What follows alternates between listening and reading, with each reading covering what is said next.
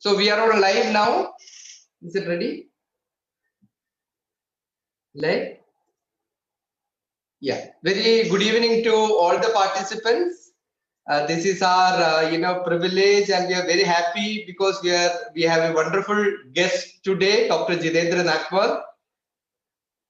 To give a welcome address, I invite Dr. Deva Chandran, the Board of Director. Deva ma'am, please.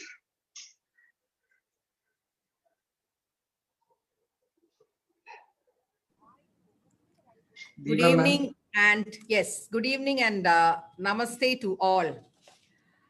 As to put it across to all of us today, when I saw Jitendra Nagapal Singh sir on this, first what came to my mind was children learn what they live. So that's one of my favorite sentences because all the stakeholders should take back this.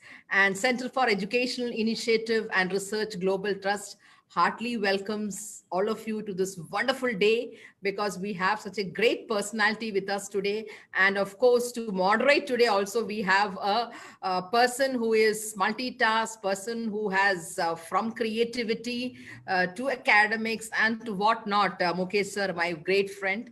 And so it's a great moment for all of us. Let me first welcome on board today our guest of the day, Dr. Jitendra Nagapal, who's, if CV or profile, if I start reading, I would say a psychiatric, a trainer, a counselor, and whatnot, and awards. And if I start reading Excellence Awards, School Health Heart Initiative, Delhi State Child Welfare Awards, then Chairperson, Association of Indian School Counselors. I think, sir, I won't be able to finish this within this whole day.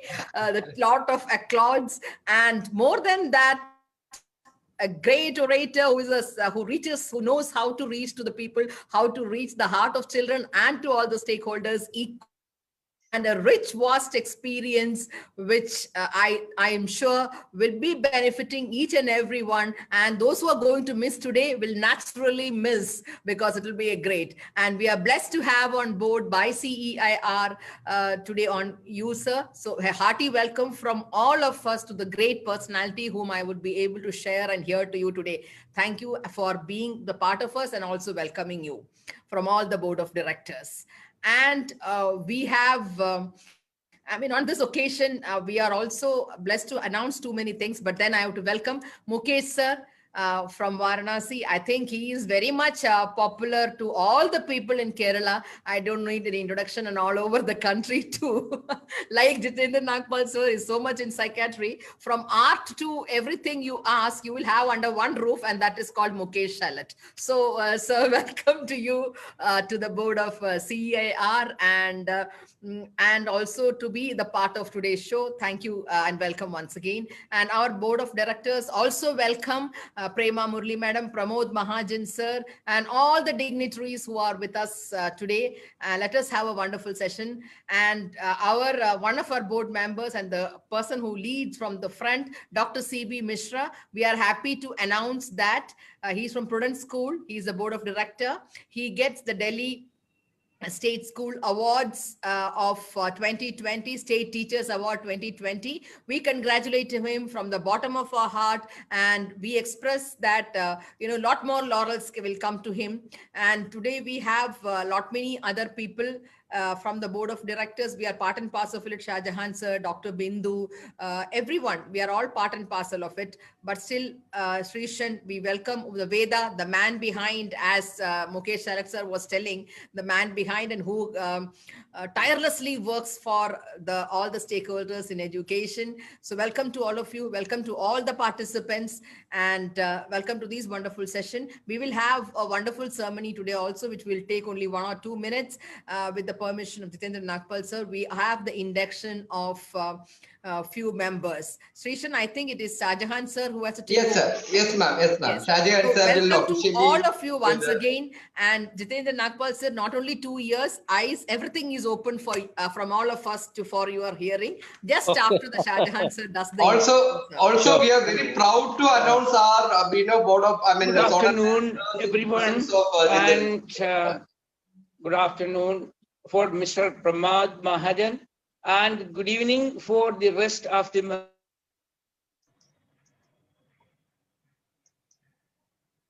There's some audio problem. Sajan sir. There's some audio issues there with you. Okay. Shahjan sir.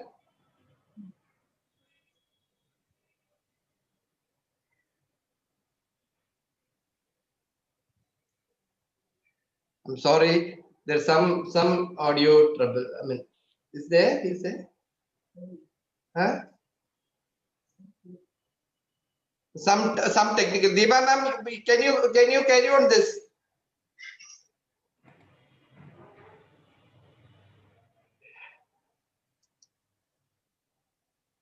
Anyway, I think there are certain. I mean, we are extremely sorry. There are some technical issues. Shahjan sir is back. So I will take the privilege because today we have an important topic to discuss. We have very proudly introduced Mrs. Vijayam Karta, our Principal and Trustee, Kerala Public School, Jamshedpur, as our Board of Zonal Director from Jharkhand. The next one, Mr. Pramod Mahajan, Principal SIS Middle East, is joining as a Zonal Director. Sorry, I'm not well prepared, so that I'm just going in a hurry. Mr. Suresh Nair, Principal Vivekananda Public School, Mumbai, also joined as a Zonal Director from Mumbai. And Madam Pallavi Sharma, Principal Mamata Modern Senior Secondary School, New Delhi, joining as a Zonal Director for Delhi region. And from Pune region, Mrs. Jayashree Venkatraman, she is a Principal and Academic Director of SNBP World Public School. She is the Zonal Director of Pune region. And Dr. Deshmita Sahu, she is from Odisha.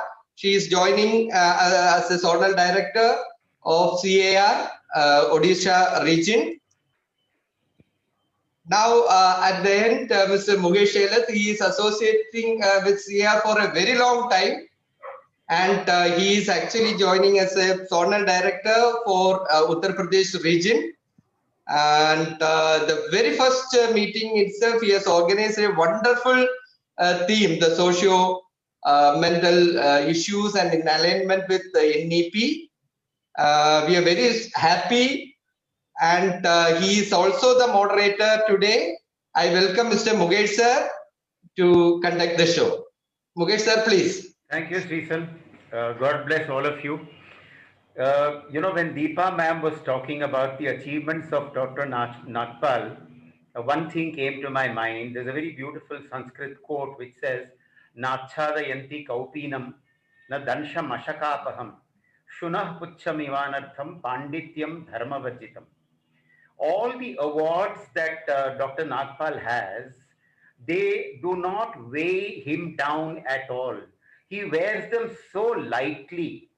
There is so much of humility in the man that, you know, Pandityam and Dharma that go together. Humility is the Dharma of somebody who is a scholar and a man of wisdom. And that's exactly what Dr. Nagapal is in a gist. I have known Dr. Nagapal for the last 7 years, ever since, you know, his expressions started and we were implementing them. So with that, as a prelude, I would just move ahead with the questions. I think our first speaker is Jayashree. Jayashree also happens to be another old friend of mine. Jayashree's DAV days and my GIS days in Pune. I think, Jayashree, you will recall that very easily. Absolutely. And, you know, Jayashree is such a wonderful principal because my wife was working under Jayashree's leadership in DAV in Pune.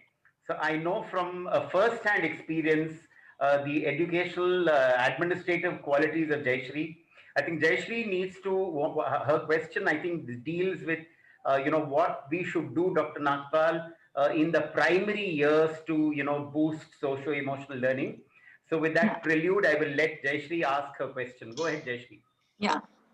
Happy evening, one and all present here. A big namaste to Dr. Jitendra Nagapal. Thank you so much, Srisan sir, for inducting me as the zonal director. It definitely feels great. So my request to Dr. Nagapal, because I have heard so much about you. I have heard you speak so many times. So, I mean, when I got an opportunity to ask you this question, I feel extremely gratified and personally blessed. Sir, in fact, I'm in the process of writing a book for grade 1, 2. So I was wondering as to what should be the critical elements that could get covered in the curriculum for the foundation stage where life skills are concerned to enhance the socio-emotional skills of the children. Thank you, ma'am. Wonderful. First of all, my initial sentiments, not even thoughts, because I think after hearing such wonderful teachers and great masters of Indian education, I feel so humbled and so honored by such a supreme presence in the midst of all of you thinkers and transformers. I think all of you are transformers, as Professor Mukesh Salat, I call him.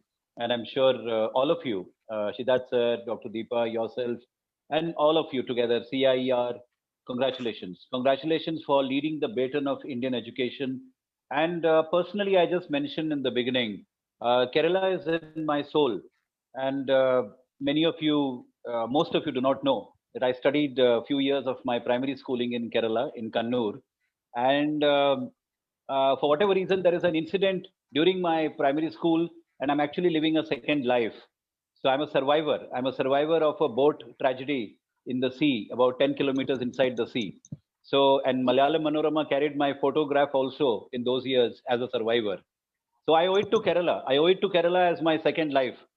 So thank you so much. My soul is all with you people. And Madam, this has been a wonderful question from you and very close to my thinking process while I've had the privilege and the honor to be part of the education system. Being a professional from the background of psychiatry and larger interest in child psychiatry, I have come across an abundantly increasing population of young people, not only children, but adolescents and young people from the colleges and universities in India, who come along with problems and disorders and diseases of the mind. And you'll be surprised that the stigma is gradually coming down. We are a progressive nation. We are proud to be Indians. We have a heritage now. People are coming forward, and parents are coming forward to talk about, as you said, certain elements of the human development, which actually influence the complete emotional profile of a child. Now, if that happens, we have to wake up to the need of the hour. And if the consciousness in the community about not denying or postponing issues of human behavior or socio-emotional development is already happening in the community, well, a long way to go. There's no doubt about that. Still we come across millions of people across the country in our research, wherever we hear from our friends and the government research. A lot of people actually still go to the faith healers and maybe even the black magic and the voodooism and tantrism to heal the problems of the mind. Even young children are taken to certain places where जिसका झाड़ू फूका होता है या tantrism का उनको शिकार बना दिया जाता है, schizophrenia बोल दिया जाता है. My feeling has been that we need to help every family. We need to help every child who's walking into the portal of our school to be a happy, healthy, harmonious, and a celebrating child. To me, every child is a celebrating child. So when you talk of the element, I'll tell you my experience in being a small contributor to the national education policy. Most importantly, what we haven't yet realized, and maybe we will do now, after the curriculum framework is moving ahead and the NEP 2020 is taking shape in our schools, I think we will start giving importance to the early childhood pedagogy. And to me, and the experience in child psychiatry and the interaction with great teachers like you people, all of you across the country, I feel that the foundation years, which has been very, very strongly mentioned and given a position in the 2020 NEP, you've already read that. The foundation years. India has not so far looked at the foundation years as the key resource to the middle school, the high school, and the youth in the colleges. I think that is my first element to you when you integrate it into a wonderful book like yours, ma'am. The foundation years and their significance for celebrating life. Every step a child takes in life, walking into the play school, walking into the primary school of a very big school. It could be a school of 4,000, 5,000 children. But very important part is the holistic, physical, psychological, social, and even spiritual development of that child. I think all the four elements early starters do well in life. And it is our duty as schools of thought, as I feel that CIR is a very important school of thought. When you integrate that, the dynamism and the constantly changing profile of a child who moves into a play school and then into a nursery and a kindergarten later on and then the primary school, I think we should not miss out on the nuances of the child's expressions. Her expression बच्चे का हमारे लिए किताब है. So when you're writing a book, ma'am, remember that every parent has to be constantly guided and maybe propelled to observe the non-verbal expressions of the child also. I recently had a child coming into my clinic, and this is about a 6.5 years old boy. And during the lockdown period, the child has come across certain temperamental exchanges in the family which are shocking to the child. And when the child was going to the play school or the standard one in a very prominent public school, the child was away for about 4 to 5 hours. He didn't realize, and the child is quite confused now because he does not see the difference what was during the schooling time and the days last year and today. He has seen certain temperamental problems between the mother and the father, and that has led him to be in a frozen state of mind, what we call them as the startled state. बच्चा बोलना almost बंद कर दिया है, बच्चा interaction नहीं करता है, and a lot of time not able to eat food, with a pleasure. So you can imagine what emotional trauma children go through, not only in the school, sometimes they go through most in the family.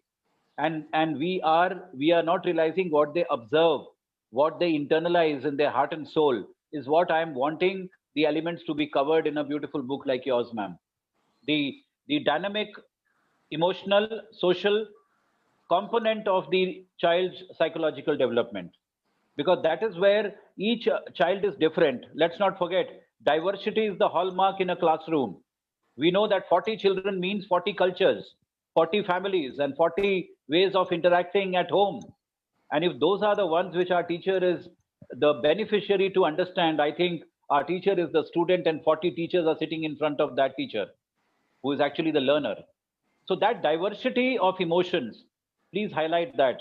We need to appreciate that every teacher training, every pedagogical skill training for the pre-primary and the primary teachers should involve word by word the developmental milestones of child development and the child psychology in those years, in the initial 6 to 7 years of life. And those elements are very, very simple. They are what the grandmother used to teach us, but today it is a pedagogical skill. I think most of our grandmothers were experts in child development, but I think today our honorable teachers need to bring in their curriculum and the syllabus for that part. So these are my initial thoughts to your question, ma'am. Include child psychology month by month till about 6 to 7 years as an important pedagogical curriculum. The smile, the words, the vision, the hearing, the skin touch, and the way children interact with the peer group. Everything matters for future development as a teenager or an adolescent. Yes, ma'am.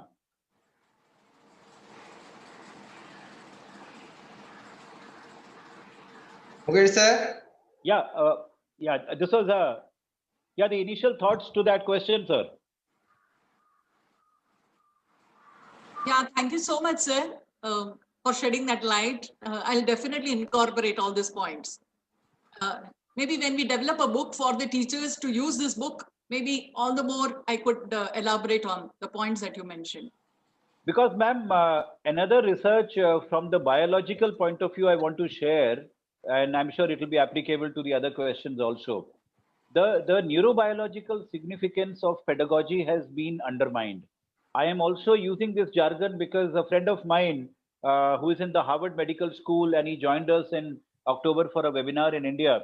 He's a professor of child psychiatry. He was telling me that there is abundant research going on in the US, which tells us a lot about how the entire brain development. Actually, the key brain development is over by the time the child is 7 years old, and maybe a little different in different cultures, maybe 1 year here and there.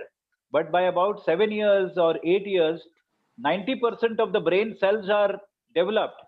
So you can imagine the effect of the cloud on the entire sponge of the human brain, which is in the child, is so delicate. It is so sensitive in early childhood.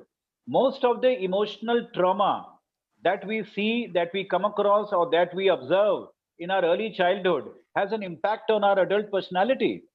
I mean, how many of us sitting here can even recall? I mean, I can recall maybe a few incidents of anger seen in the family or in the school, the peer group, the peer pressure and pushing and kicking and maybe hitting each other. Those incidents, if we remember today, have shaped our personality. And today, because of the social media, we have a large impact on the early childhood years.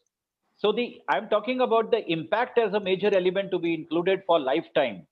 What we see, what we hear, what we feel are impact indicators of the adult personality in early childhood. So that early childhood brain is something which our teachers need to be very, very aware in the pre-primary and the primary school skill development in children. No doubt they are the life skills. They are the manifestation of the life skills of how children interact with others and with their own connected self.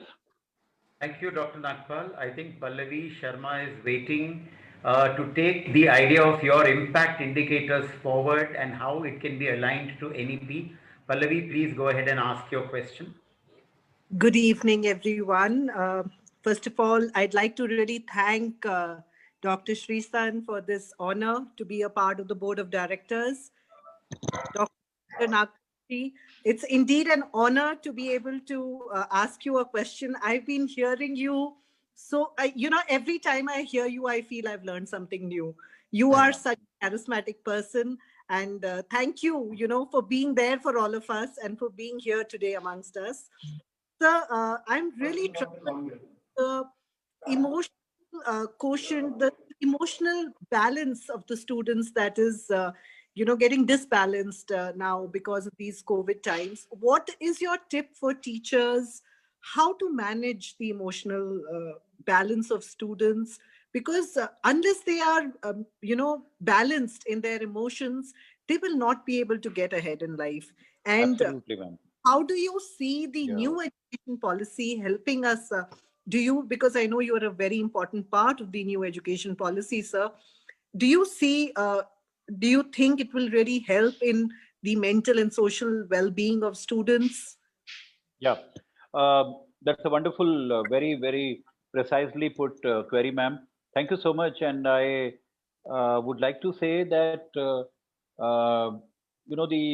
after all, definition is the a big time beginner of a wiser personality for development. We need to first define what was the indicator, and I've been discussing this with Mukesh sir many times. The indicator for socio-emotional well-being was not essentially existing in our curriculum framework, because we know that physical involvement, physical education, and the way children walk, they interact, the locomotor activity, and their academic learning, their academic achievements, the gradings, and all that have been changing. We had the CCE coming in, but particularly the mention of socio-emotional well-being and the actual transaction of that, and third, the actual measurement of that. So measurement of the emotional indicators, the happening of the emotional indicators, and actually even the presence of it.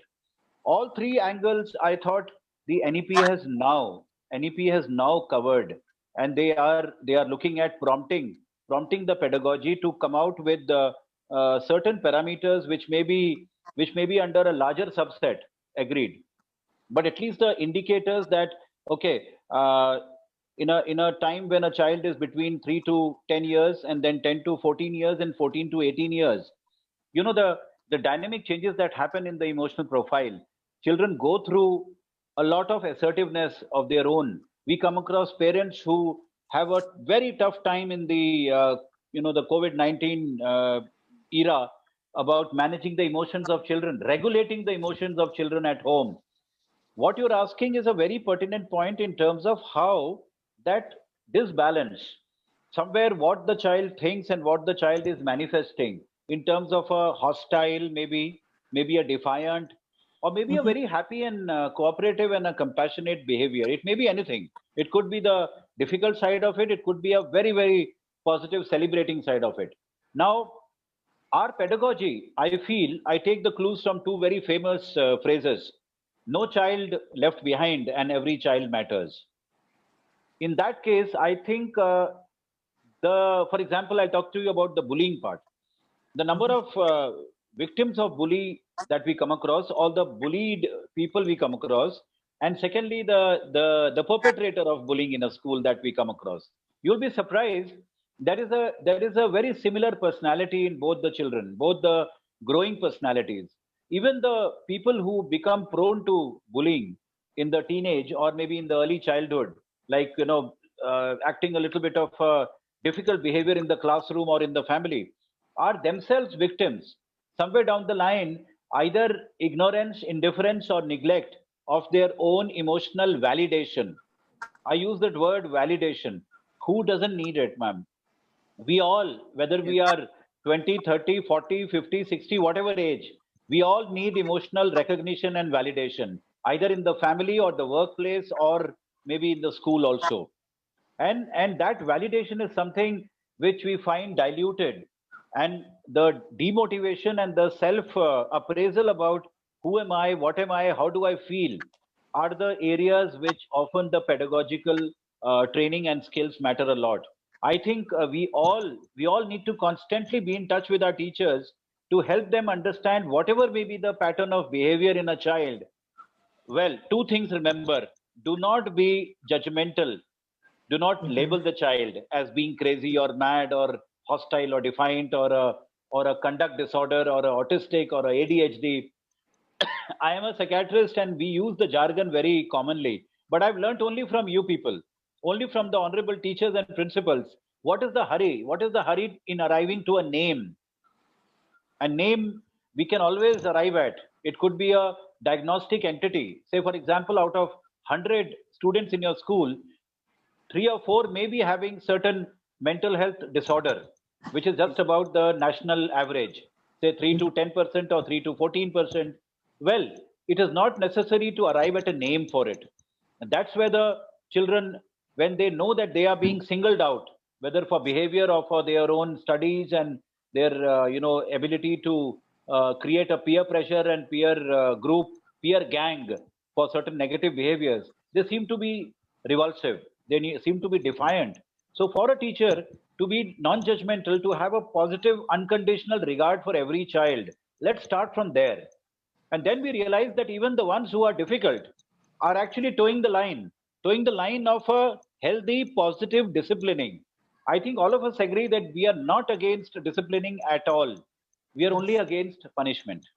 Any punitive measure taken will be a lifelong, somewhere impact, as I was talking, a sort of an indelible mark on the child's personality. We have all gone through it at home or in the school. But now I realize that even a name given to a child, say somebody is called a nerd in a classroom, or somebody is called maybe a buddhu or a mandbuddhi in a classroom, implying that your mental health is altered or disbalanced. I have seen, and you have seen, we have all seen how children react, how they might actually turn violent and defiant and so much hostile that they may create a very negative atmosphere. So what I'm trying to tell you is that for a teacher, it is welcoming to, first of all, accept that every child is going through a transition, and certain patterns of behavior may be normative, maybe not abnormal. Do not jump to a conclusion about the name of a problem. Identify and work on the problem rather than giving it a name. Third, it is very important to involve the family. I think the family school partnership in emotional development has done a marvelous solution or a remedy. when we understand that the father, mother, or the grandparent and the teacher, or maybe the counselor, together form a team to work upon certain parameters. So the attitude of a teacher in being patient, in being tolerant, and being a little better communicating to the emotional development of a child, rather than arriving at a conclusion arbitrarily that, okay, here is a problem child, here is a difficult child, here is a child who will not ever improve in my class. That message to the child is the most disgusting and demeaning. I thought we should all work upon that. Constant encouragement to toe the line with the healthy discipline of other children is the beginning point of it. Thank you, sir. Really, I think that's really important. The teachers need to understand. You'll agree with me. Yeah. Sure, thank you, sir.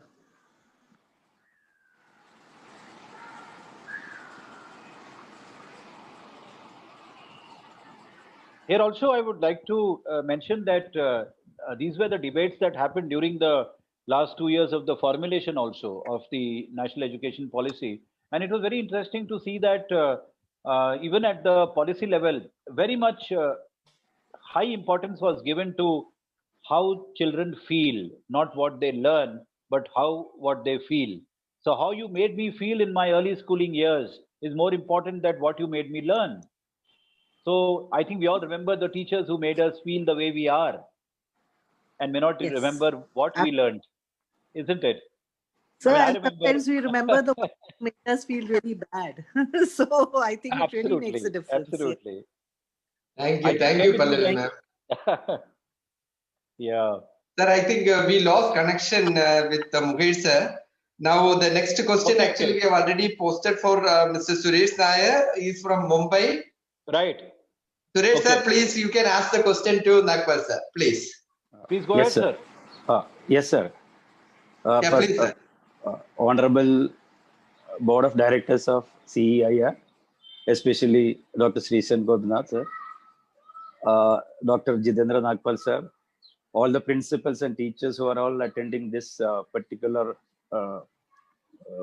program, today's webinar. Very good evening to all of you. And I'm very much thankful to the Board of Directors of CEIR for making me part of CEIR Global. It's my pleasure to join with you all. I'll try my level best to achieve the goals and objectives of CEIR. And with regards to the question, which I would like to ask Nagapal sir, is, sir, we all know that education in India is mainly mark-oriented, irrespective of the main board, whether it is a state board, ICSE, CBSE, international, or whatever it may be. And hence the evaluation is important.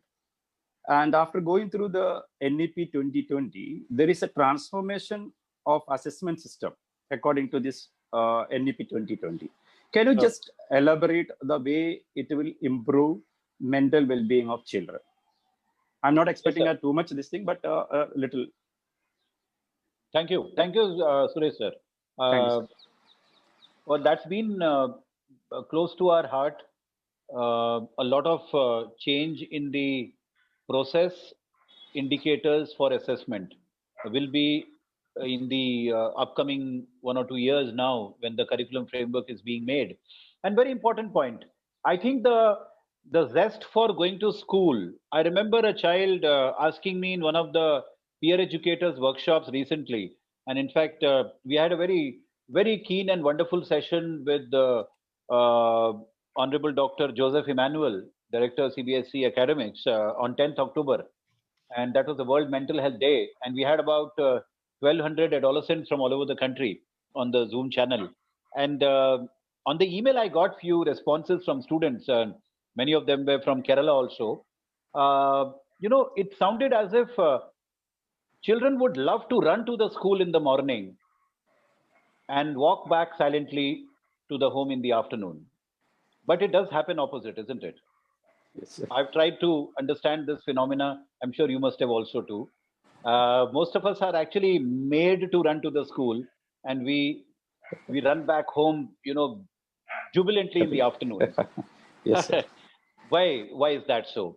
the school as an invitation, a school as a temple of learning, as a temple of fascination, as a temple of meeting my friends and enjoying and, heartily getting involved in whatever I am as a happy soul for about 7 to 8 hours. Now, those are the platforms in the coming years. I think the NEP is trying to define. Let us create a very safe and a secure, a very celebrating and important atmosphere and an ambience in a school, which gives importance to every child and the moment you are spending in the school. So for that, I think it's important.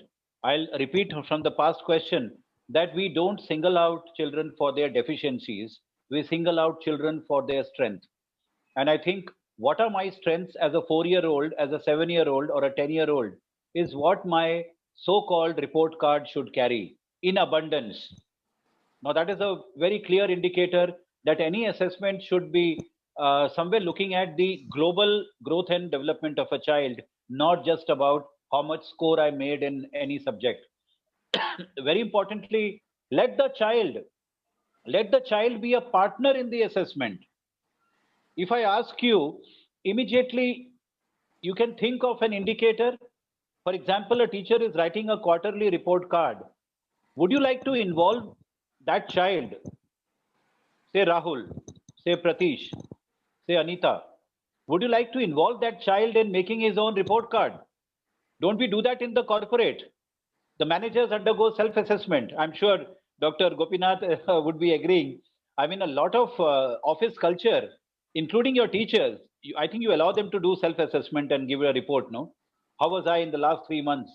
I think a child, whether it is in the pictorial form, I remember a principal showing me those smileys, the emojis, and the child, as old as only 4.5, 5 years, is able to mark the smiling emoji or a depressed emoji, and able to share that today I'm feeling low because my look is like that. I'm not smiling. So that indicator tells us that involve children in their own assessment of emotional well-being. And sometimes, they can be, we all agree, we have all seen that. They can be wonderful indicators of the life at home. If there are difficulties in coping with my elder brother, sister, or a neighbor, or my parent, or my father is an alcoholic, the children are best indicators to say that, okay, I am an intelligent boy, but I'm not able to study at home. So have an empathy. Teachers' own life skills. So this assessment, which is basically a 360-degree assessment of a child, is not based on the marking for a subject, is not based on my performance indicators in a group of subjects. It is based on my experiential learning about life every day, is about my peer, the boy or the girl sitting next to me in the classroom. They also will assess me. They also should assess me that how have I been in my empathy, in self-awareness, in my critical thinking with my friend sitting next door to me or the boy sitting behind me. So my own assessment about myself, it is up to you to develop the indicators. I think the best part of NEP is it is allowing so much of flexibility by the schooling systems to come across, modify, and develop their own indicators of assessing children. But by and large, one thumb rule is very clear. Let the children be empowered to talk about their feelings and their emotions point blank to the teachers and prompt them to talk the same thing at home. Because a comfortable child, a non-distressed child, a child who's not going through emotions which are being suppressed or internalized and not being shared, then it will be like a pressure cooker. We all know that. It will be like a pressure cooker which is not having the whistle. All the steaming up will come out in behavior, in bullying, in direction towards drugs, or maybe aggression, violence. So we are tuned to the idea that let us allow assessment to begin from the teacher, but involve a child about the experiences the child has gone through in the last 1 month. For that matter, even during the lockdown, what is the harm in getting report from the parent, getting report from the child about his experiences at home, and that becomes part of my progressive report card. I think now the government and the CBSE also is looking at this as a huge area of interest for a 360-degree holistic report card, which involves assessment from physical, psychological, social, and maybe certain indicators which I dream of completing in the next 1 year or 2 years. So this is what could be a beginning point, sir, to make an assessment which is different from the earlier assessment. Yes, sir. I think we should concentrate more on the positive part of the report than the negative. Right, sir. Right. Thank you very much, sir, for giving me a very good answer for the question. Thank you. Thank you, Suresh, sir. Thank you. I think Mukesh sir is back. Mukesh sir? Okay. Yeah. Please, sir, continue. Mukesh sir? Oh my God. Mukesh sir, can you hear me?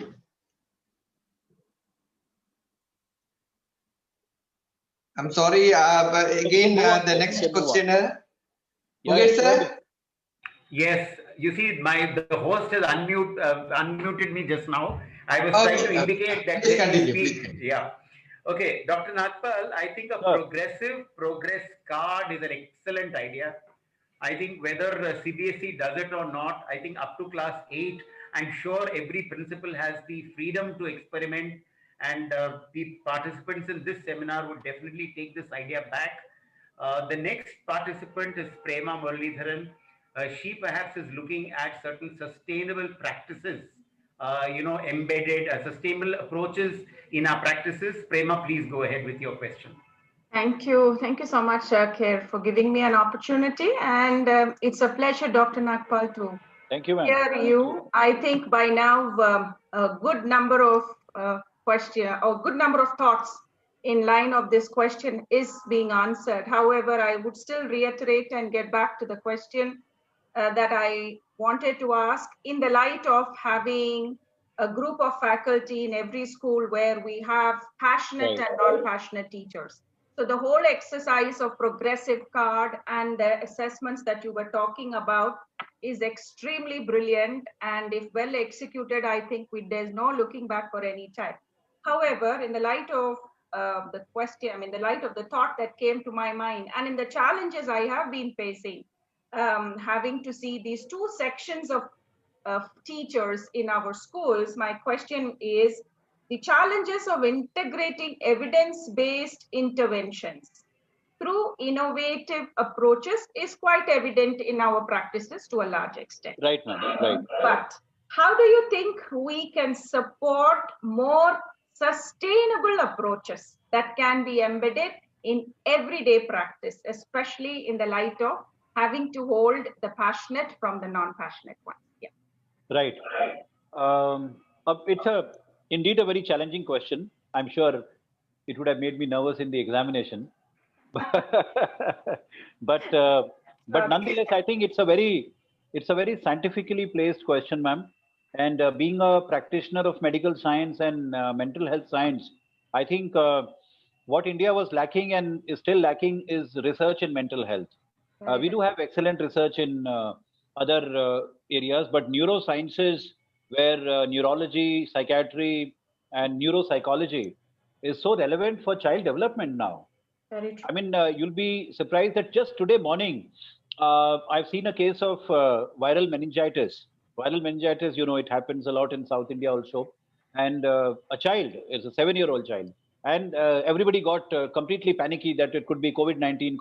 And the neurologist was seeing the case and he asked me to have a look because the child was manifesting certain very odd kind of a behavior. Because the meninges, the sheets which cover our brain, the arachnoid, pia, dura mater, and all those. Now they get infected, and the child suddenly, who is a brilliant child, well balanced, and the parents are very happy. Lockdown period, the child is playing, helping mom, and suddenly finds a change. So the parents initially thought it's a maladaptive behavior. It is an inflexible child who's too much into social media. The child actually got beaten by the grandparents because he thought that why is he behaving so abnormally? Why does he want so much of liberty?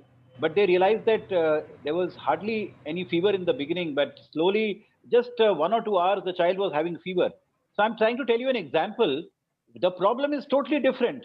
It happened as a neurobiological problem, and the child got reprimanded for the behavioral problem. Precisely. It's so common. Okay, you can imagine what happens to the children with special needs.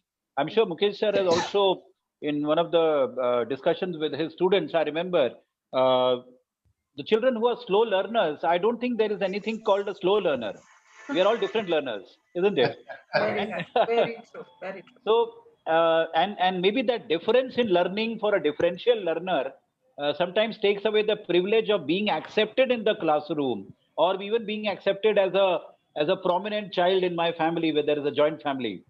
So I think that is our Indian setting, where somewhere the evidence of taking a larger round circle, a life cycle approach to understand children is so important. We need more evidence, but let me tell you, we are a proud nation. Only in the last about 10 years, we are seeing excellent research in database of our mental health problems. And let me share with you, there's nothing less than about 12 to 13% of our children, most of them going to school, who are suffering from various kinds of mental health, emotional, or learning disabilities. I'm including learning disabilities here. I'm including dyslexia, dyscalculia, and dysgraphia also over here. But that's a huge percentage. Can you imagine 12% of our children? It is nothing less than few crores of them. Very right. It is not just about few thousands. 12% of India's children means about, you can take roughly 40-45 crores of children in our country. So only this much is already diagnosable. What about the ones who are finding a little difficulty? So you are so right. Involvement of more, pedagogical manpower in identifying difficulties in coping with day-to-day life is so important. I appreciate, I really am proud that CBSE has so many center of excellences for training and all. But I do feel that the mental health component for teacher training is so important at the moment. First, more so because of the COVID-19 and beyond in the years to come, because children, their vision, their attitudes are going to change after this period. And definitely while sitting at home, we see a different, spectrum of patterns of behavior. There are phobias. There are a large number of children who have reported phobias. And one more very interesting and very challenging, a boy around 11 years old completely stopped sitting in front of the online class, and the child has a very, very strong, I would say, an obsession or a fear that corona is all in the mouth, so he doesn't want to open his mouth. Can you imagine? Very sad. And it's like he stopped eating, stopped drinking water. He had to be hospitalized, to be given drip also, because the phobia was all the viruses are inside the mouth. And you know how it came? We found out later. This was the only discussion at home in the last 10-15 days by all the elders, that it will infect all of us, we will all go away. And you can imagine what children, as somebody said right now, I think ma'am only said, children learn what they live, isn't it? Yeah, they will imbibe what you are talking, what you are sharing. So even if the teacher's pattern of behavior is towards a few selected children in a classroom, let me tell you, the child will certainly not find that class interesting at all. We all need attention. In fact, sir, Doc, I wanted to bring one point to attention, because while concentrating on this aspect of mental social well-being, we realized that especially virtual learning now should be 24/7. We have our teachers who are teaching kids in the latter part of the evening, because their attention span, leave alone the SEN children or the special education children, where we do according to their mood swings. In a normal classroom, we have identified, the class teachers have identified, that there are certain group of children who do their maths much more better in the latter half of the day than getting up early morning and sitting in front of us. So we found that shifting a maths period for a few students from the first period to a time between 5 and 5:30 in the evening did magic. So really? So these are things that we are trying to do, but then it's beautiful to hear from you that there are n number of ways, and I'm sure NEP well implemented should keep all of us in a more comfortable. No, in fact, there are few teachers in few workshops I've come across, and I fully agree with you when a child is sitting at home, there can be a modification of the content also. Apart from having a evening class, I think that morning time, if it can be online, some online games and play where we have those typical activities where we all have to share our experience or any emotion, and a merry-go-round of certain behavioral games, certain emotional games. I think that would be a wonderful way to motivate the early morning tiredness and maybe getting up late. Very right. We can always do that. So that is going to be evidence-based, and some schools are doing it. I'm sure we'll have more data in the few days to come. Definitely. Thank you. Thank you so much. Thank you. Thank you, Prema. Thank you, sir. I think before Vijayam ma'am asks the question, I think what takeaway from your answer to Prema's the child that you talked about, the a problem somewhere else, but the ilaj somewhere else. Yes, sir. Somewhere, I think this keeps happening with most of us when we react to children without getting into the basics of what their problems are. Most teachers in their maybe in their busy schedule perhaps react like that. So I think emotional training and psychological training for the teachers is as important as perhaps what Vijayam ma'am is now wanting to know. She wants you to elaborate, sir, on certain simple strategies that we can use for SEL, socio-emotional learning. Vijayam ma'am, you may go ahead and ask your question. Thank you so much, CEIR, for making me part of the organization. It was great listening to you, sir. Like whatever you said make absolute sense to each one of us, I'm sure. You spoke about the importance of foundational years. And my question is, again, very simple. I want to request you to share a few strategies or practices which the listeners can go back and implement right from tomorrow in their classrooms for helping the children imbibe social and emotional skills, especially in the wake of these online classes. And they say the suicide rate among the children are, it's increasing. So what are those simple strategies which every teacher can practice in the classroom, starting from this moment or from tomorrow? That is my question. Thank you, sir. Right, ma'am. I'd like to ask you also, in a way, as a strategy, are we able to, as ma'am was just mentioning, are we able to get the emotional connectivity while we are carrying out the online subject class? For example, if I am teaching social science or English, or maybe one class on mathematics, how far are we able to gauge children sitting far away? Online, of course, they're all there. Are we able to gauge by their expressions, by their, the way they reflect on to listening to me as a teacher? Are we able to evaluate? Are we able to infer certain emotional difficulties or emotional profiles of these children?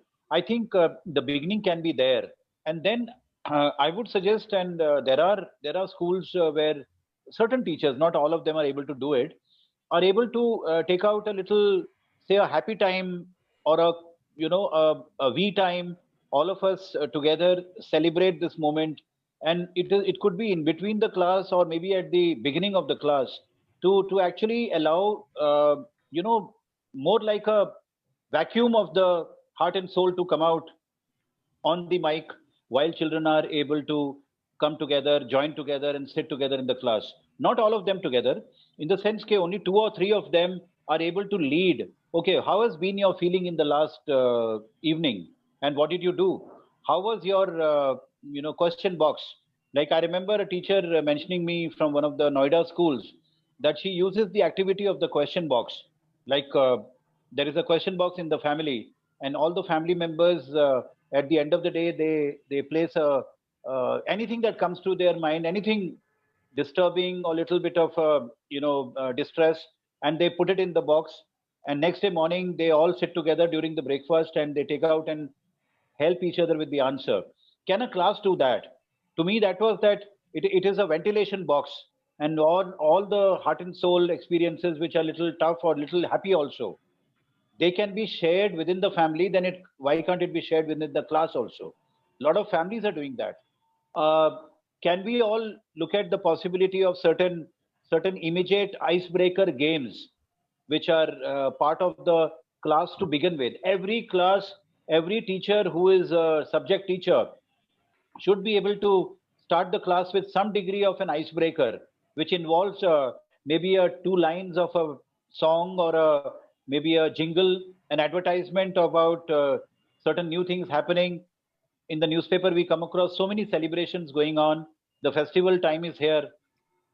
I found that rapport building and developing a connectivity through some activity becomes a very, very easy methodology to make children adapt and become flexible to the class. And this is a very important contribution to socio-emotional partnership, socio-emotional partnership with the other children. And the teacher becomes part of the childhood to actually not only start the maybe a nice humorous and a hilarious poem, a little bit of a satire or a song or a dialogue from the recent movie which spoke about children and their importance. So wherever we can give importance to the childhood psyche and their manifestation of day-to-day emotions, I think that is the first way the teachers can become the harbingers of emotional well-being as a collective consciousness in the class. I feel if that can be done. The parents are asking for a lot of ways and means, and I feel all the indoor games, whether it is caroms or ludo or maybe even say a Scrabble or a Pictionary or any word game, Antakshari, Nukkad Natak. I know of a family where they are preparing for the Diwali day next week.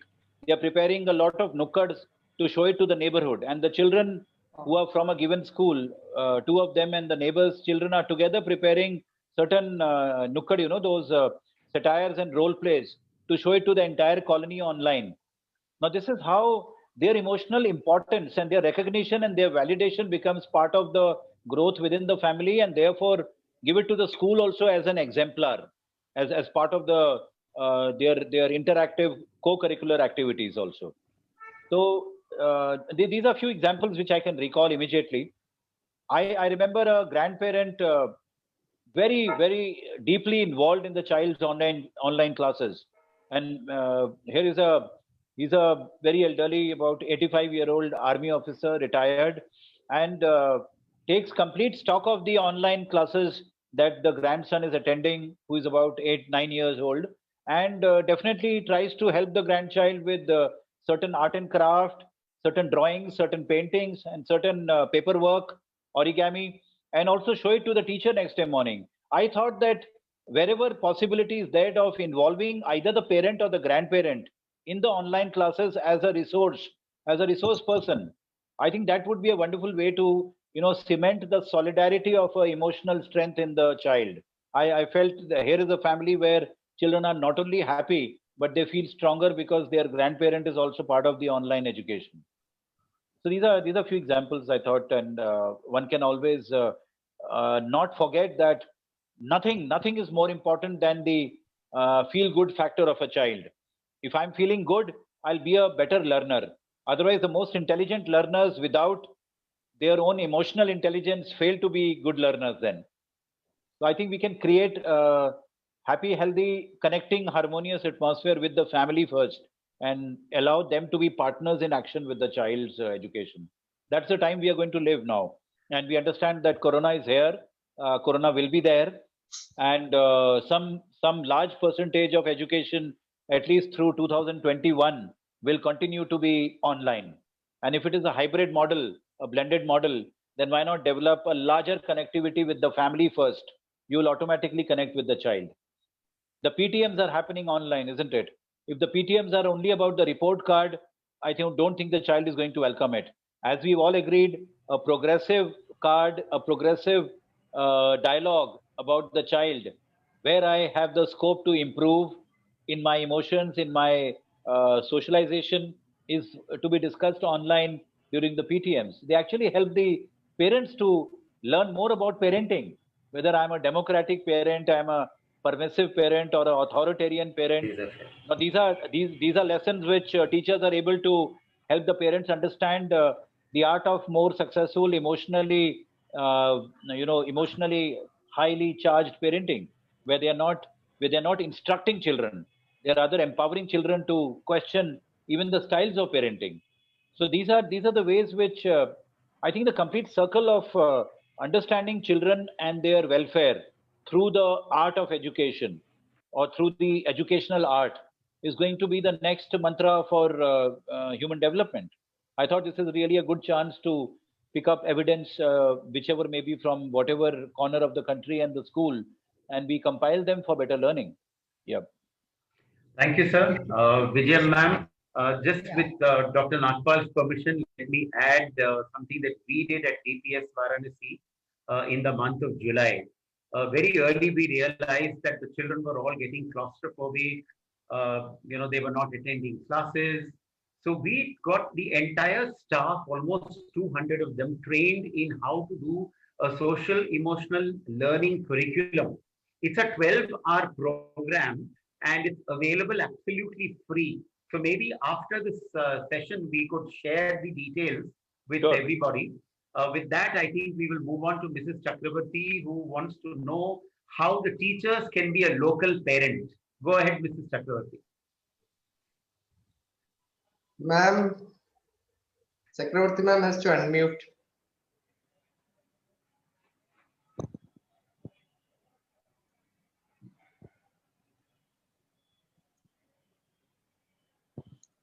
It has been done from our side. Maybe the host. Ma'am, yeah. Now it is fine. Yeah. Good evening, sir. Good evening. Good evening to all the very renowned dignitaries around.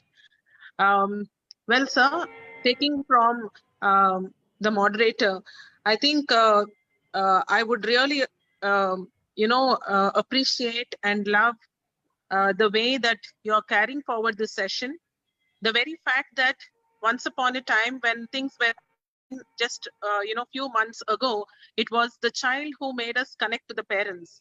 But today, I mean, like you said just now, it is through the parents that we now have to get connected to the child. That's a beautiful thought because everything is virtual today. So connecting with the family, I think, will enable us connect with the child better. That's a wonderful takeaway from you, sir. Well, my question, sir, is today, if you look at the B.Ed courses, the syllabus, it is more on curriculum transaction, more on content and not the covenant. I mean, how to, bond with the child and things like that.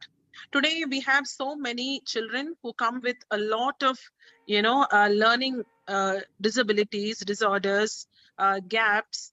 But today, if you look at the teachers, the quality of teachers that are coming out, from the B.Ed colleges, there is more emphasis on methodology, theory and stuff, but very few still know, the nuances of special education, point one.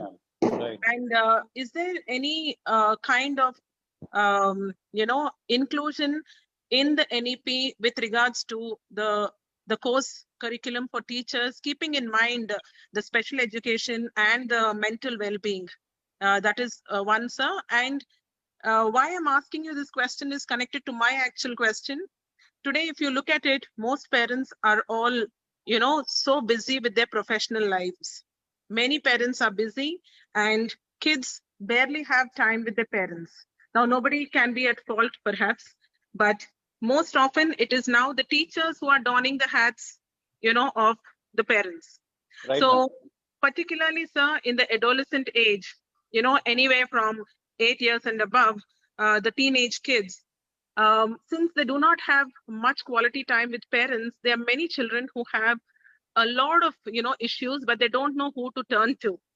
And fortunately today, it is only the teachers, who are trying to bridge that gap, which otherwise should be bridged by the parents.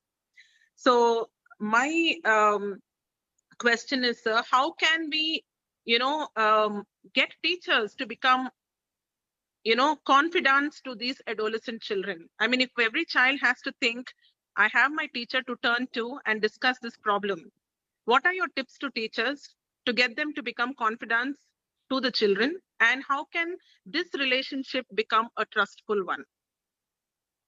Thank you, ma'am. It's so interesting. I'm so happy that the last time I had such a interesting session was my MD Viva before I was getting the degree. So I think I wish Dr. Mukesh would have been my examiner. So, you see, you have raised actually a very, very vital. Sir, शर्मिंदा मत करिए sir. अरे नहीं sir, बहुत अच्छा लग रहा है sir. I think ma'am's question is all of you have actually touched the chord of something which we always want to do, want to help ourselves and the children, but somewhere we always got tied down with the systemic approaches and also completing the task as per the pragmatic requirements, isn't it, sir? अब जैसे for example एक report card बनने का time आ गया और PTM का day आ गया, बस वो फटाफट काम पूरा करना होता था. और आपको ये बता दूं sir, madam, I wanted to ask you the word PTM और the acronym PTM, where is the child in that? Nowhere. And it is about the child, but the child is not there. And this is the question which a lot of teenagers ask us during the adolescent life skills workshop. Sir, we have heard that PTM is meant for only parent and teachers. So if it is meant for us, where are we in that? There is no identity of a child in the PTM. True. And a nomenclature is so important. Identity of a child. एक तरफ हम बच्चे की पहचान बना रहे हैं, उसको एक नाम दे रहे हैं कि वो बचपन से बड़ा हो गया है, बड़े से युवा बन गया है, अडल्ट बन गया है.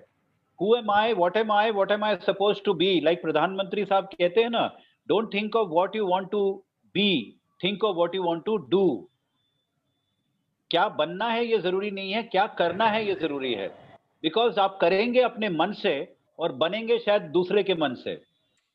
So sometimes in the race to accomplish my adolescence, sometimes my childhood is lost. I lose my childhood in the process of trying to even join coaching classes at 6th class for IIT. We know of children, you know of children जो 5th और 6th class से IIT और NEET exam का सोचना शुरू कर देते हैं. अच्छी बात है, लेकिन you're so right, ma'am.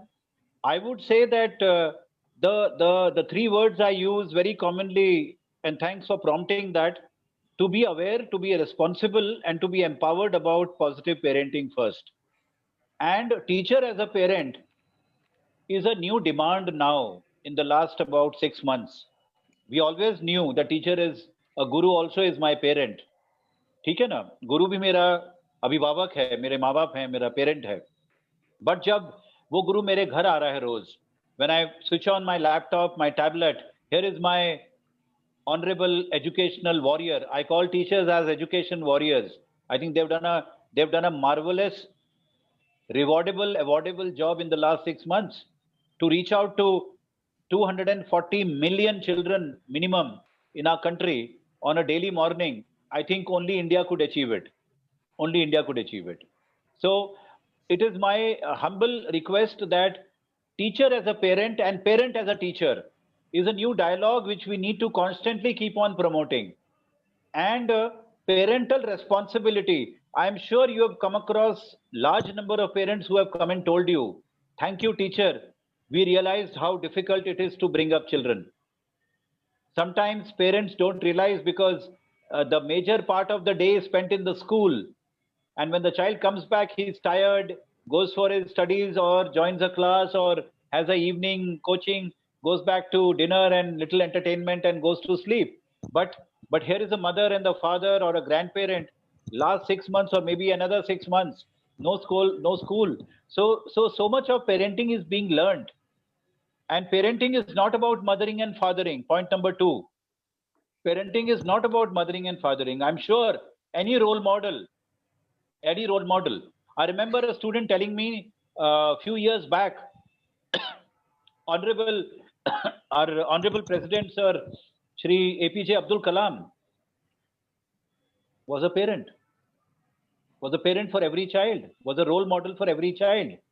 Even now, our students recall the Honorable President because a great scientist who gave a role modeling to our children, the Ignited Minds and the Wings of Fire.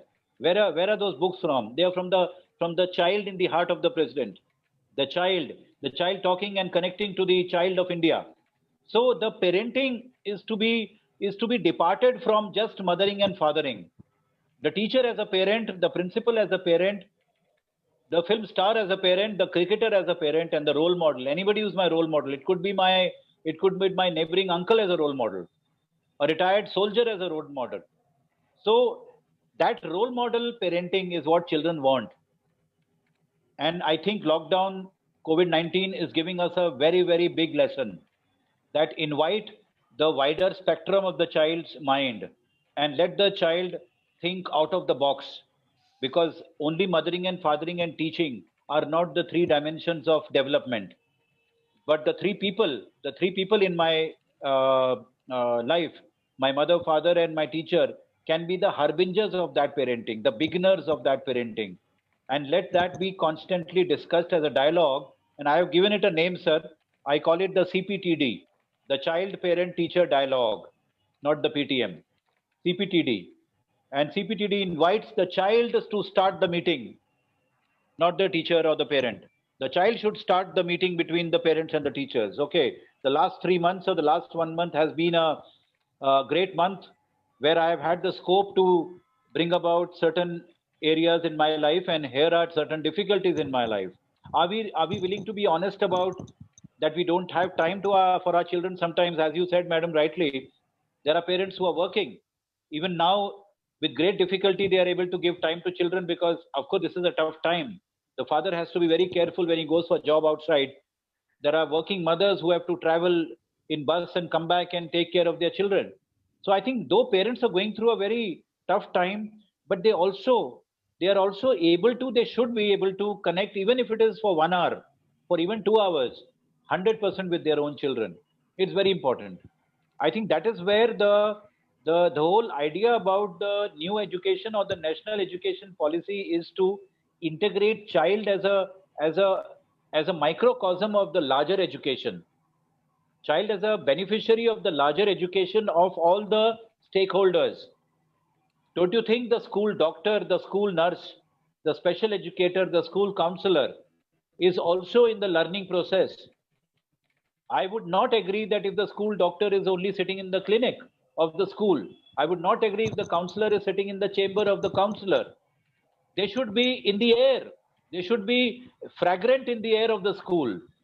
Why should a child fear going to a counselor? Because he has a problem? No. The child should be willing to go to a counselor because he has no problem. He wants to be a peer educator. I'm sure Mukesh sir will give us examples of how students volunteered to tell the counselor, ma'am, you give us the work of conducting the life skills workshop about anger management during lockdown, about healthy study habits during lockdown. How do I apply my critical thinking, creative thinking, and interpersonal relationship with my parents? So the life skills model, as the CBSE has brought out the 21st century skills book now, I was part of the authorship of that.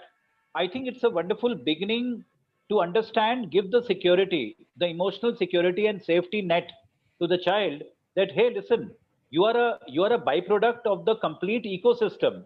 There is an ecological model of child development which is happening now. It is not about 7 hours in the school and 14 hours in the family. It is about all of us. I like that idea, what madam just said. An evening class of a subject and a morning class of certain fun and frolic, singing or music or artwork or even games. Because we have the 24-hour disposal to us now. It need not be confined to only the morning session of learning. Don't we learn during holidays? We learn through games, no? We learn through whatever. So I think this is the model which, madam, the national education policy has given the liberty. It is up to us to, as citizens of the country, to not only enrich it, to modify it and suit the need of a growing child. The need of a child is different at 7 years, and at 14 years it is different. Why the adolescents cannot have certain group activities? Because peer group learning or peer-led interventions are going to be lasting. I remember few leadership training workshops in our 9th class and maybe at 11th class, long back in Bihar, in Patna. I remember those are most remembered. How 10 of us were made to go to the nearby market and find out how the bargaining happens. To conduct a bargaining session with the shopkeeper and come back and tell the entire class, कि भाई तुमने 200 रुपए का सामान 80 रुपए में कैसे खरीदा? Those negotiation skills which are taught to managers in MBS today We were told to do it in 9th class with a shopkeeper outside the school. So I think it is a wonderful opportunities to do project-based learning while sitting at home. My father can be my project manager. My grandfather can teach me out of his experience in government service. And my neighbor uncle can talk about the life in the army during those days and how he fought the 71 war. I think all of you are getting very good ideas. And I'm sure we can look at that as a microcosm of learning 24/7. Of course, we're not taxing children. Let them come out with ideas. If they like to do it, we'll do it. And I'm sure with 8 hours of good sleep and healthy food habits and healthy exercise included in that. Thank you. True. Thank you, Dr. Nagapal, for that wonderful suggestion regarding the repositioning of the PTM. In fact, after your session with Varanasi Sahodaya, we have renamed our PTM as CDD. It is called the Child Development Discussion. Wonderful, wonderful. This is what we do, and thanks to you, sir, and your inputs last time when we had it when we had your session with Varanasi Sahodaya. Kavita, another friend of mine, and I think my neighbor is waiting to check how a teacher can be an unbiased counselor. Kavita, please go ahead and ask your question. Good evening, Dr. Nagapal. It's for the first time that I'm interacting with you. I've read and heard about you. I feel it's a fortune. It's a very good opportunity for me, and I feel fortunate. Thank you. Though my question has been answered, but still I think I have that urge of asking it myself again. Everybody says that teachers are the best counselors. I agree. But somewhere all these years I have felt that since the teachers know, sometimes they know too much about the child, especially the background, the meso system. And when it comes to counseling, they're quite biased. They're conditioned, they have their own ideas and prejudices. How do we actually fight with it? Or how do we handle this? And there are times when I felt there was so much of deconstruction which happened in the classroom. Right. If you could just, give your opinion. And if time permits, I would request you to say something about the children in the hostel. Right, very important. Yeah. Thank you, Kavita ji. Thank you, Kavita ma'am. I think that's been a story in my sentiments for many years. And I remember even as early as 2005, when I actually came into the portals of learning and helping in education, the National Curriculum Framework 2005. This topic had come up, ma'am. Today we have more than 85 lakh teachers, and the role of teacher as a counselor is unquestionably important. There is no doubt about that, for the simple reason, one, if we go by the law of database and statistics, we do not have more than, at the moment, more than maybe even say 10 to 12,000 counselors in our country, right? And we have about 16 to 18 lakh schools in the country. So you can understand the deficit. It may be more than 75 years before we have the celebration of having a counselor in every school. And we don't have the tertiary care manpower. Tertiary care manpower is the people working in child psychiatry, child psychology as a clinical base.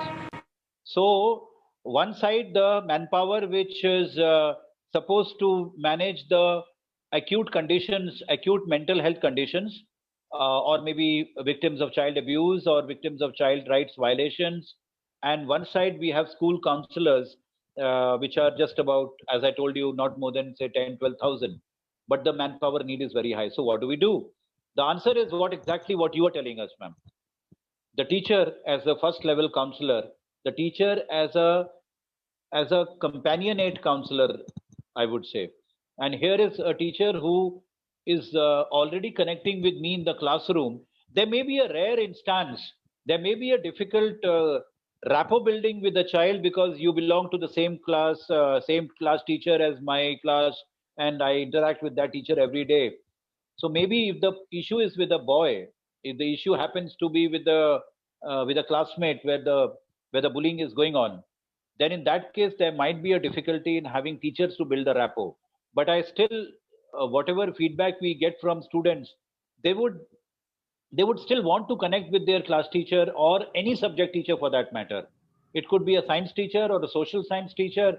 By the average, what I have come across, though I'm not going to be able to say it in very confident terms, the social science teachers seem to be a little better in demand by the students in their middle school and high school, because they tend to connect the strength of the mind and mental health in their topics also. They cover that. Coming to the school counselor, suppose we have a situation where you have a school counselor, or maybe you have two of them. The chances are, only when the counselor happens to be more familiar, dropping by in the classes, sitting with the children, visiting the games field, informally chatting with them, talking to children after the morning assembly, but not only being in the chamber of a counselor. Then the chances of connecting with the counselor are better. Otherwise, the stigma will run high. And I don't have to tell you here how even the peers are going to many of them rag the student that, okay, you've gone to the counselor, something must be wrong here. So the decentralization of the counselor as an intermingling phenomena is required. The teacher's role in being a little extra patient, tolerant, compassionate, and more communicating. Again, I'll repeat: patient, tolerant, more compassionate, and a little bit more communicating with all the children in the classroom. I understand it's a difficult task, but if in our joint family systems, if one head of the family could connect with 20 members in the family, I don't think it's a difficult task. So, to given a choice, I would still say that schools should rely more on the principle of teacher as a counselor, and allow the counselor to be the first aider in mental health. Recognize, identify those little flag signs which need a little help, rather than arriving at a conclusion that here is a disorder or here is a disease. Identifying those flag signs of, say, moodiness or low mood or irritability or defiance or hostility, any phobia, any fear, examination anxiety, fear of the other teacher, fear of the bully in the class. You are able to see it. You are able to see it with your eyes, with your emotions, and with your observation on this child sitting in the corner of your class. While walking back to the staff room or even interacting during the online classes, there is no harm in making a call in the evening. I've come across teachers who call back, Rajiv Samanta's home in the evening and say, "Hello, Rajiv, how are you today? Today in the class, you were a bit silent. Everything is okay? You slept well?" I mean, all of you do that. I'm so happy that teachers actually are reaching out to almost every family every day or maybe in a week. But a vigilant teacher can keep an eye open to all the great masterminds of our class. And wherever you have a doubt, there's no harm in talking to another teacher. No harm in talking to your subject teacher and a Hindi or English teacher or a language teacher, and ask them, do you think that girl was a little disturbed today? She was a little fidgety. Should I talk to her parents? Because we have not met for so many months, but I still feel that I can help this child a little better. That's a teacher. That's a pedagogy of counseling. The first aid counselor teacher is the best one. And I think we are proud. We are proud that nowhere else in the world, I think, our teachers are not only seemingly or with nomenclature, they are indeed actually the best counselors. So we need to help the teachers become better in their process of identifying mental health issues or disturbances and difficulties, rather than leave it to only the counselor of the school. So the counselor is available nowadays. Help the counselor. I've told so many school principals, allow the counselor to keep on constantly training, teaching, imparting, and also helping your teachers to become more vigilant. So you can utilize the presence of the counselor for teachers, for parents, regular parenting workshops by the counselor and the teacher together. And also, why not the senior students to be the peer mentors, the peer educators of emotional well-being in the school. I'm sure your psychology students, your sociology students, your students of humanities and arts are most willing to, give a small weekly one small lecture to the juniors also. on how emotions influence our well-being, how we can help parents, help our teachers to be a little bit more vigilant. I mean, I'm just sharing the skyline of whatever I've heard. Thank you. Kavita ma'am, your microphone is off. Kavita ma'am? Yeah, okay. Yeah, now it's fine. Right. Dr. Nagapal, thank you so much. Lot that I need to think about and discuss with my teachers. Thank you so much. So very kind of you. And I'm sure I'm going to bother you again with some more questions whenever I get an opportunity. Anytime, ma'am. Thank you so much. Thank you, Kavita. I think we will now move to Dr. Radhakrishnan, who has a question on tools and instruments that Sir would like to recommend for socio and emotional learning. Over to you, Dr. Anil Kumar. I'm sorry. Yeah. Over to you, Dr. Anil Kumar. Yeah. Good evening, Dr. Nagapal, sir. Thank you, sir. Right. Yeah. Let me come directly to the question. That is better. Yeah. We are always emphasizing on social learning processes. And if you take NCF 2005 or NEP, right, sir, the teachers that we have to adopt social learning strategies in the classroom or outside the classroom, whatever it is. My question is whether social strategies will help us improve emotional intelligence among the children. If so, or if yes, can you suggest a few strategies to the teachers that can be adopted in the schools to teach the children? That's what I want to know.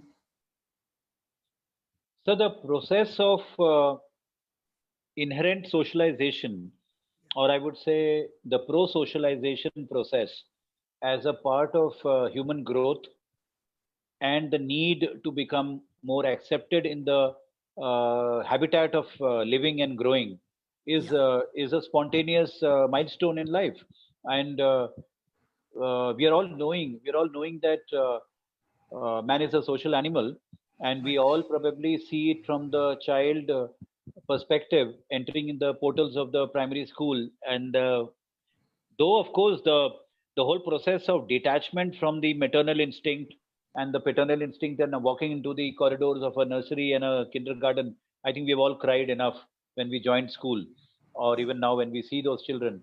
But I think it is inherent in human nature as a divinity, a soulful divinity, that children adapt to a very familiar, secure, safe social environment where it is non-threatening or non-intimidating, where we don't find a difficulty in being accepted in the environment the way we are and the way I feel.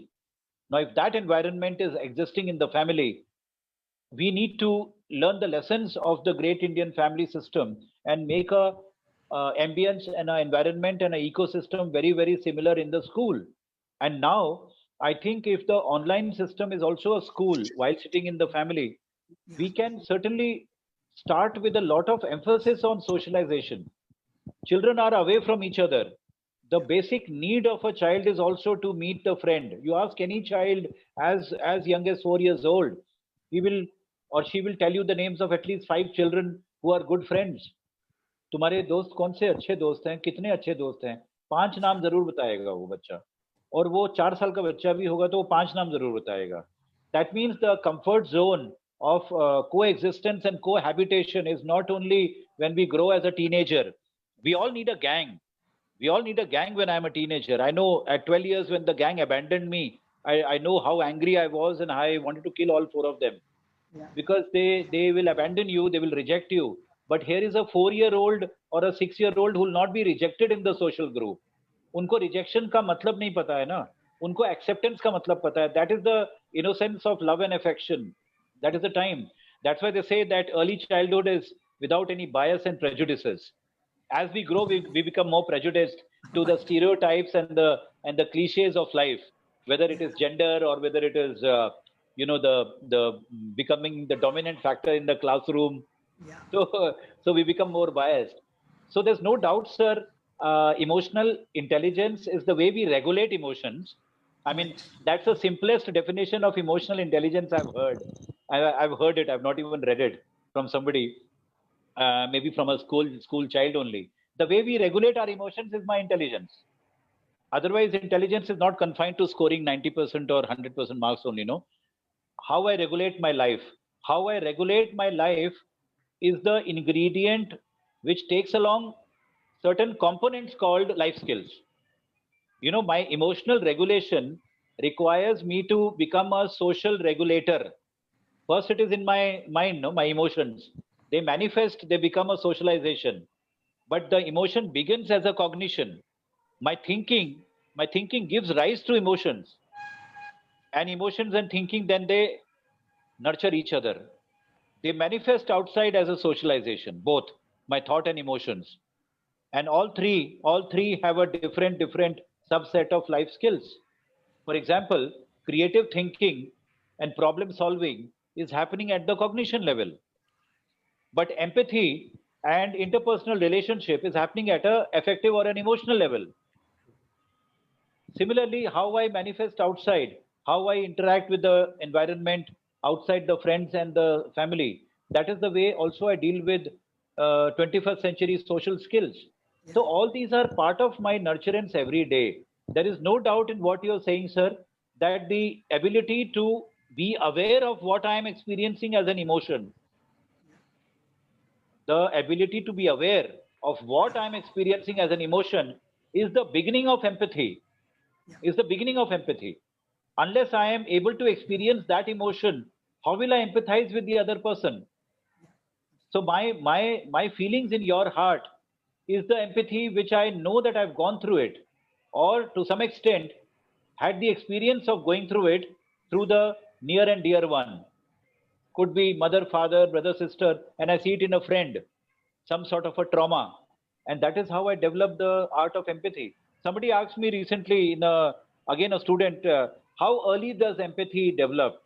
I think all I remember a teacher telling me, a 2.5-year-old child was picking up a 2.5-year-old child because he fell down.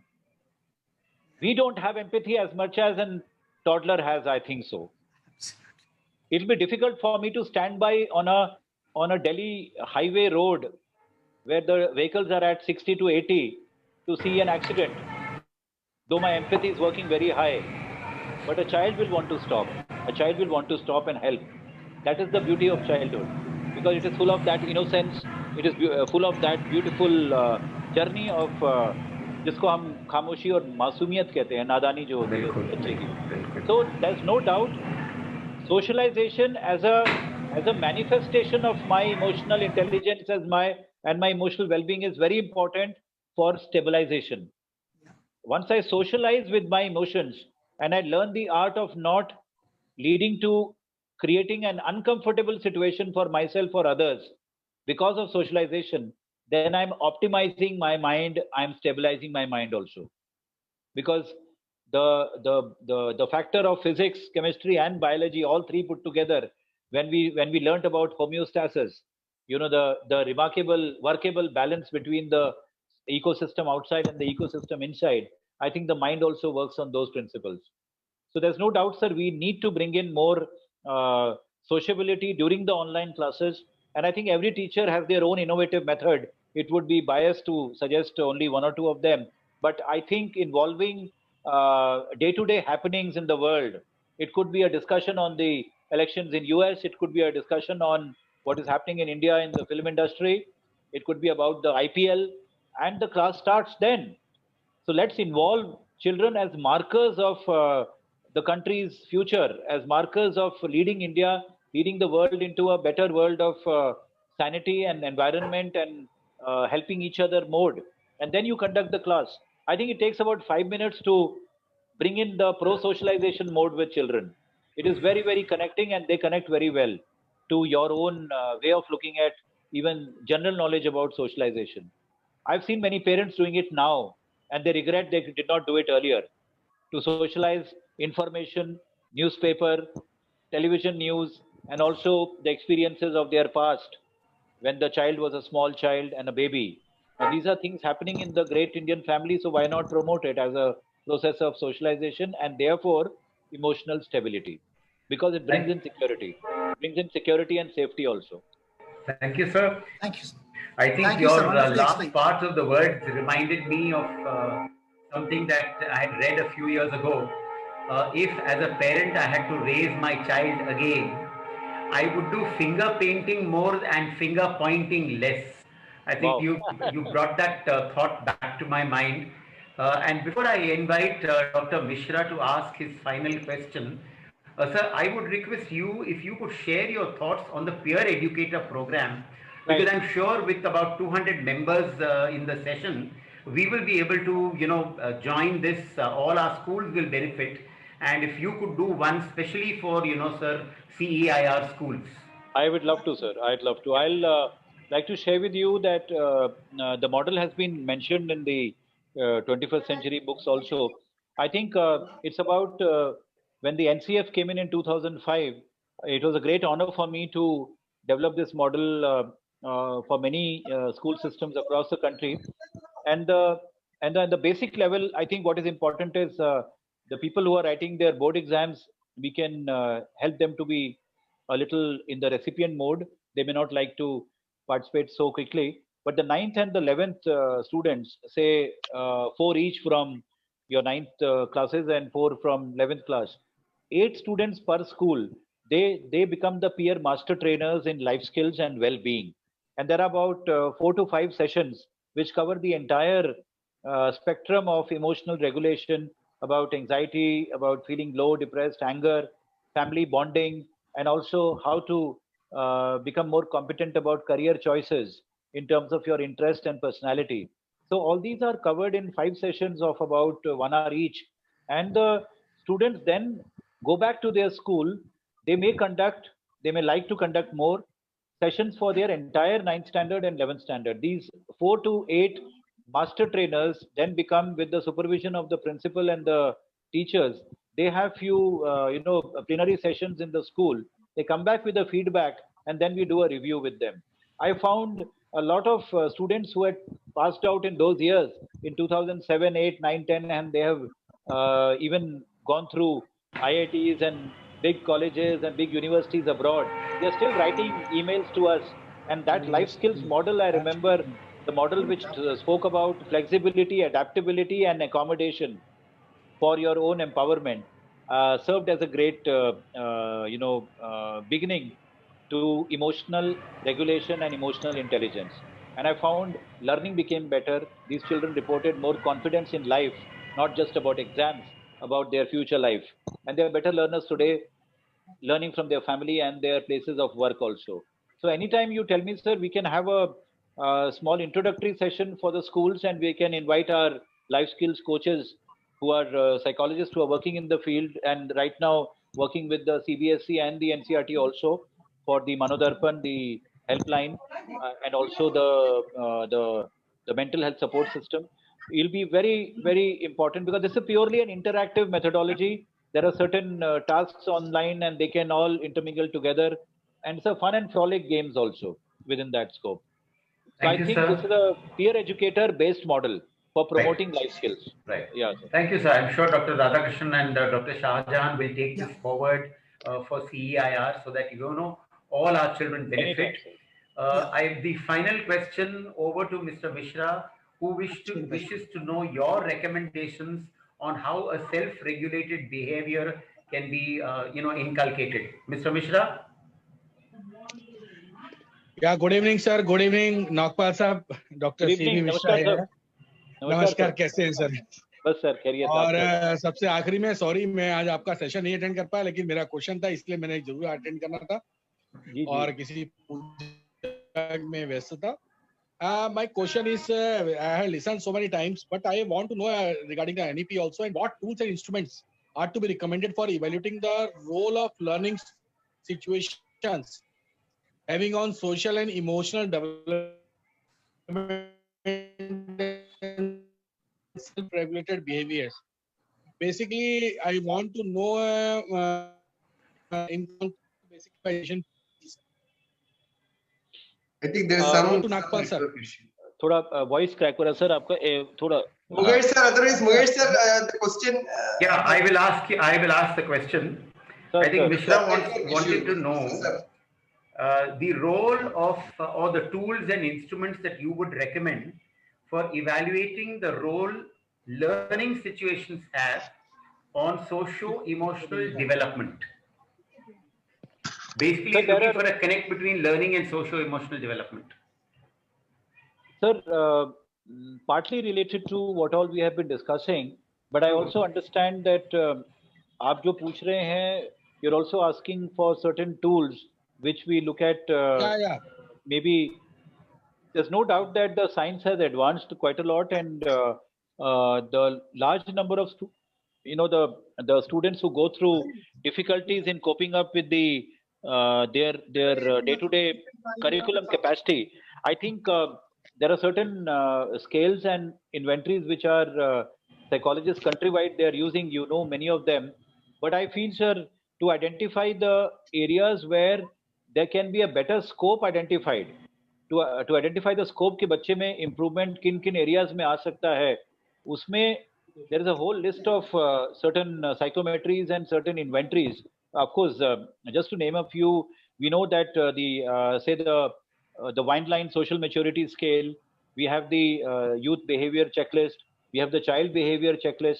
These are standardized scales, and many of them, which even the PWD Act and the CBSE had recommended, which can be used by the counselors to identify, like you have the DBDA and the interest inventory for appropriate career choices, broad career choices. I think these are standardized world over, and the country also has got local language adaptations.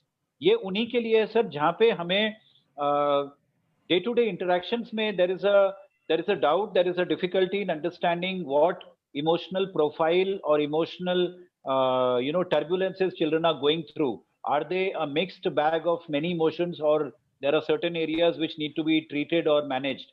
ये उनके लिए ज़्यादा लागू होता है. But I will also suggest that what we were just talking about, certain interactive adolescent-based programs, which actually can translate to the junior school also, have been the most remarkable, evidence-based programs where we involve, like you do for the model UN.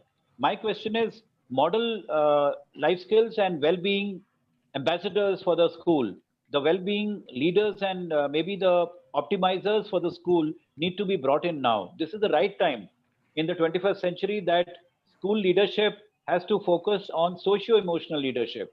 We understood that we were talking about instructional leadership, and we were talking about the principle-centered leadership for transforming schools. That has been there always, and it is very important. But now, how we manage the overall emotional spectrum of schooling and overall socio-emotional aspect of schooling, both led by the students, because ownership की बात होती है sir. National education policy में बच्चों के ownership की बात हो रही है. The student as a owner of the process of change in education, not just as a recipient of it. So why not look at how they feel? I told you on 10th October we had done a small survey, and we have a 52 pages report given by students about verbatim what they feel about socio-emotional development. And you'll be happy to know if I can just mention one or two. Every student, आपने every teacher का पूछा, बच्चे कहते हैं every student is a school counselor, every student is a peer counselor. Give us the opportunity. Give us the opportunity to be heard. They want their antennas to be felt, and give us the opportunity to have darbars. You know, जिसको कहते हैं किशोरों का दरबार. I got a proposal that auditorium में या winter में मैदान में किशोरों का दरबार होना चाहिए. उसमें आप किशोरों की दुनिया के बारे में जानें, किशोरों की दुनिया के बारे में पहचानें, और उनकी तरफ से बच्चों की दुनिया तक पहुंचे. आज का बच्चा किस तरीके से कौन सी दुविधाओं से गुजर रहा है? What are the trials and the turbulences the teenager of today goes through? Because we look at the teenager from the eye of a difficult child. The teenager looks at the world as being the difficult world. Because उनका सवाल ये है, ये peer educators में कई बार ये सवाल आया है, that we are growing for the first time, that we as teenagers are growing for the first time. Our parents and teachers are growing for the second time. They need to know what is good for us, rather than only slamming us or blaming us and being the bad boy or the bad girl in the classroom. So that communication, I repeat, patience, compassion and communication with a bit of extra tolerance will be a better world to understand and connect the emotional, social, and intellectual growth of the child. Give them the chance to ventilate, talk, share, create with their hands, with their heart, and with their head. वो जो hand, heart और head का approach है, मुझे लगता है sir, we will have a better world. Undoubtedly, out of 10, there might be a one very difficult boy or a girl.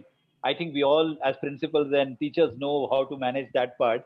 But I think 9 out of 10 need the privilege to be given to be a proud Indian with a proud platform of expression. Our students, our children at this stage in life are demanding that I need to be seen, I need to be heard. Let us give them the opportunity. I don't think online se zyada koi better platform hoga, sir. At the drop of the hat, we can have thousands of students coming in.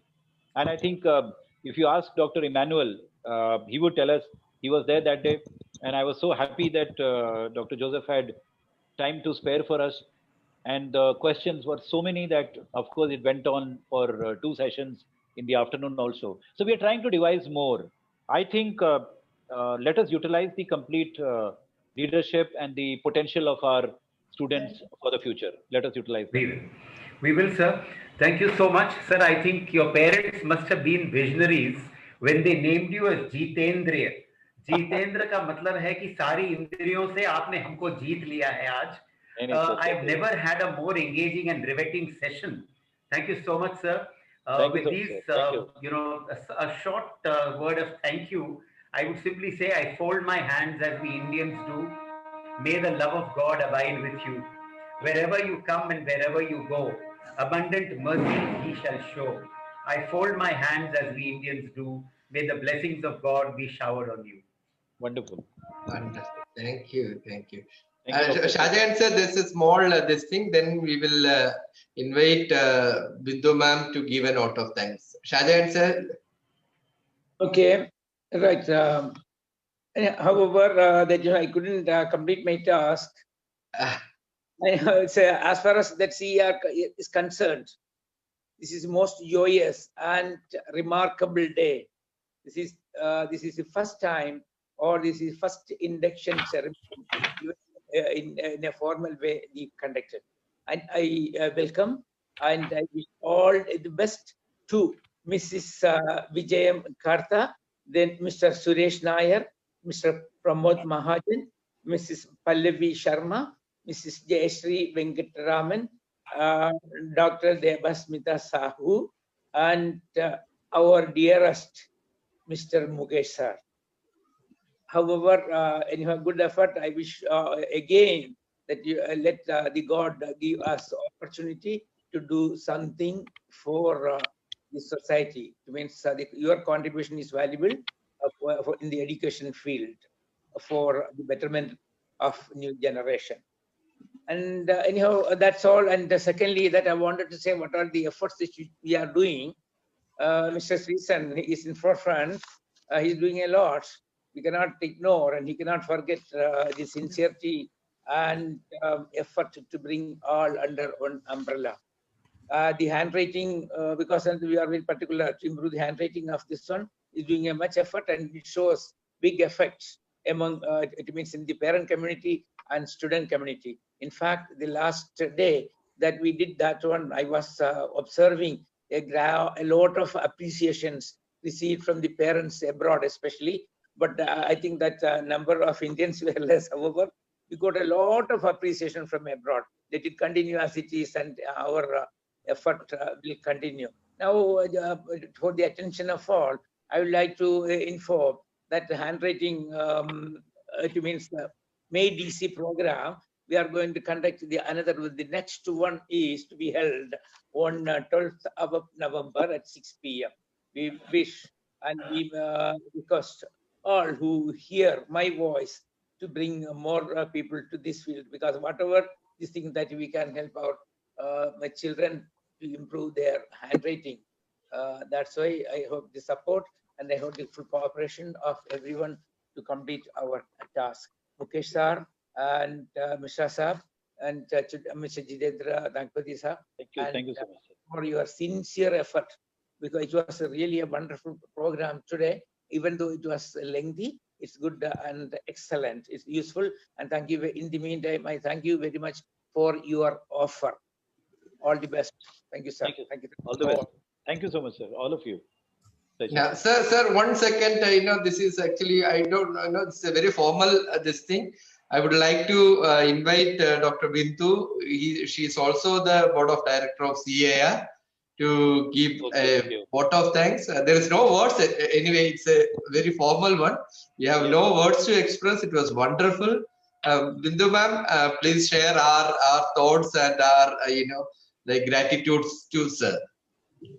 Good evening, Dr. Jitendra sir, and all the board directors and the zonal directors, zonal members and members, and all academicians and teachers.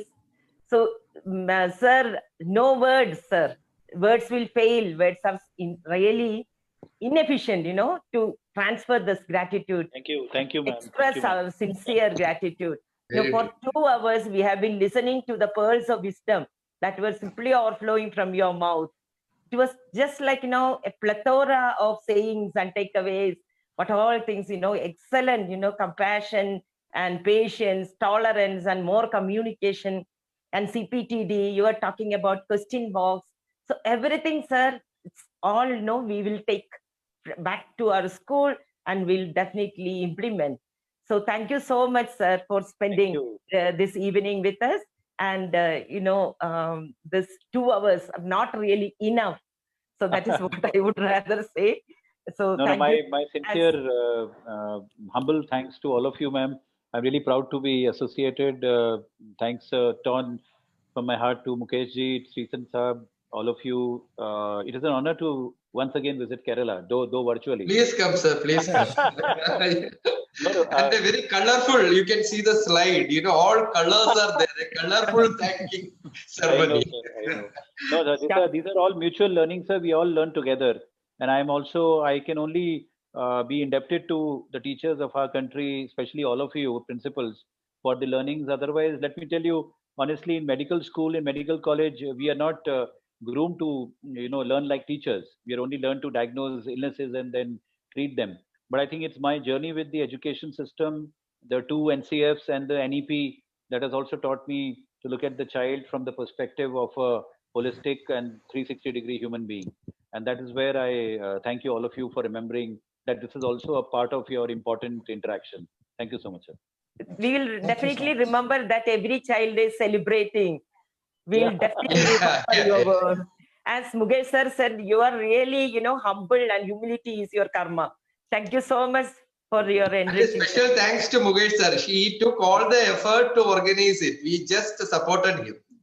Thank you, Mukesh sir. Thank you all. Thank you all. Thank you. Thank you. Thank you. Thank you, Jitendra sir. Thank you, Mukesh sir. Bindu ma'am, Deepa ma'am, Shahjahan sir. Thank you. Thank you very much. We will plan another big event soon.